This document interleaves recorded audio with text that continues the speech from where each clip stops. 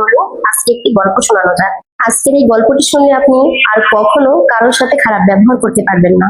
একটি গ্রামে ছোট্ট একটি ছেলে ছিল। ছেলেটি ছিল ভীষণ বদরাগী।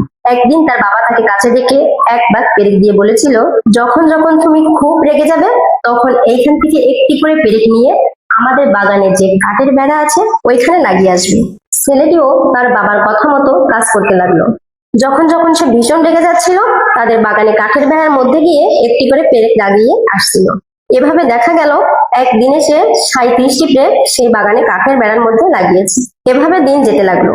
একটি সময় ছেলেটির মনে হলো কাঠের বেড়ার মধ্যে গিয়ে পেরেক লাগানোর চেয়ে নিজের রাগকে নিয়ন্ত্রণ করা আরো সহজ। তাই সে ধীরে ধীরে তার রাগকে নিয়ন্ত্রণ করা শুরু করলো। এভাবে তার পেরেক লাগানোর সংখ্যা আস্তে আস্তে কমতে লাগলো। এমন একটা সময় আসলো যখন তার পেরেক লাগানোর সংখ্যা শূন্যর কোটায় নেমে আসলো। তখন সে তার বাবাকে গিয়ে বলল ঘটনাটি। বাবা শুনে খুশি হলেন। এইবার তিনি বললেন, এখন থেকে তুমি যখন যখন তোমার রাগকে নিয়ন্ত্রণ করতে পারবে তখন ওই কাঠের বেড়ার মধ্য থেকে একটি করে পেরেক উঠিয়ে নিয়ে আসবে। সেও তাই করতে লাগলো। একটি সময় দেখা গেল ছেলেটি কাঠের বেড়ার মধ্য থেকে সব পেরেকগুলো উঠিয়ে নিয়ে আসলো। বাবার কাছে গিয়ে বলল, খুব খুশি মনে বলল, ভাবলো এবার মনে হয় আমার বাবা আগের থেকে আরো বেশি খুশি হবে।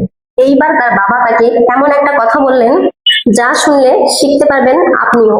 তখন সেই বুদ্ধিমান বাবা বললেন, দেখো তো, তুমি যেখানে যেখানে সেই পেরেকগুলো লাগিয়েছিলে এবং পরবর্তীতে উঠিয়ে নিয়ে এসেছো সেইখানকার ক্ষত দাগগুলোকে তুমি মিলাতে পেরেছো, নাকি কোনোভাবেই তুমি সেই ক্ষত দাগগুলোকে মুছে ফেলতে পারবে?